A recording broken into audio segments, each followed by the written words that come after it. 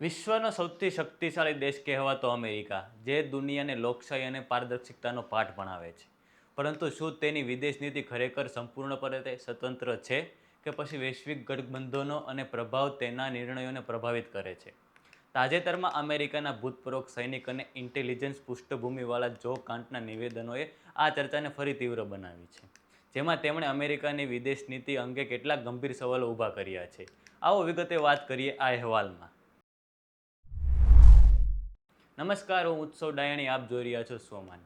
અમેરિકાના પૂર્વ સૈનિક અને CIA સાથે જોડાયેલા જોગ કાંત તાજેતરમાં તેમના નિવેદનોને કારણે ચર્ચામાં આવ્યા છે. તેમણે સોશિયલ મીડિયા પ્લેટફોર્મ એક્સ પર કરેલી પોસ્ટમાં દાવો કર્યો છે કે ઈરાન સામે લેવામાં આવેલા કેટલાક સૈનિકી પગલાં અમેરિકાના સીધા રાષ્ટ્રીય હિતને ધ્યાનમાં રાખીને નહોતા લેવામાં આવ્યા, પરંતુ તેમાં ગઠબંધન અને ખાસ કરીને ઇઝરાયલના પ્રભાવની ભૂમિકા રહી હોઈ શકે છે. જો કાંટનો આ દાવો વ્યક્તિગત મત તરીકે સામે આવ્યો છે અને તેની કોઈ સત્તાવાર પુષ્ટિ અમેરિકી સરકાર તરફથી કરવામાં આવી નથી. છતાં આ નિવેદનોએ અમેરિકાની નિર્ણય પ્રક્રિયા અંગે ચર્ચા ઊભી કરી છે. આ સાથે જ કેન્ટે વધુ એક વિવાદાસ્પદ દાવો કર્યો છે કે અમેરિકાની કેટલીક ઐતિહાસિક સૈનિક કાર્યવાહી, જેમ કે 2003નું ઈરાક યુદ્ધ, પણ ગઠબંધનના દબાણોથી પ્રભાવિત થયું હોઈ શકે છે. જોકે સત્તાવાર રીતે આ યુદ્ધના કારણો તરીકે વિનાશક હથિયારોની આશંકા અને સુરક્ષા મુદ્દાઓ દર્શાવવામાં આવ્યા હતા, જે બાદમાં વિવાદાસ્પદ સાબિત થયા હતા. કેન્ટે નિર્ણય પ્રક્રિયામાં પારદર્શિતાના અભાવની પણ વાત કરી છે અને એવો આરોપ મૂક્યો છે કે તમામ મતો હંમેશા ટોચના નેતૃત્વ સુધી પહોંચતા નથી.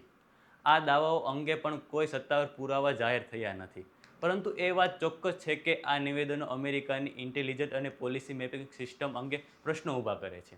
હવે સૌથી મોટો સવાલ એ છે કે વૈશ્વિક સ્તરે લેવાતા નિર્ણયો ખરેખર માત્ર રાષ્ટ્રીય હિત અને સુરક્ષા પર આધારિત હોય છે કે પછી તેમાં ગઠબંધન, રાજકીય દબાણ અને વ્યૂહાત્મક હિતોનું પણ મહત્વપૂર્ણ સ્થાન હોય છે. જો કેન્ટના દાવાઓએ આ ચર્ચાઓને નવી દિશા આપી છે, પરંતુ સત્ય શું છે તે સમજવા માટે સત્તાવાર તથ્યો અથવા બહુવિધ સ્ત્રોતોની જરૂર રહેશે.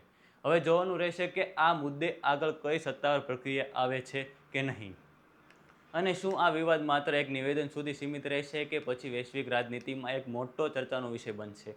આવી જ સચોટ અને વિશ્લેષણાત્મક માહિતી માટે જોડાઈ રહ્યો સોમાન સાથે. નમસ્કાર.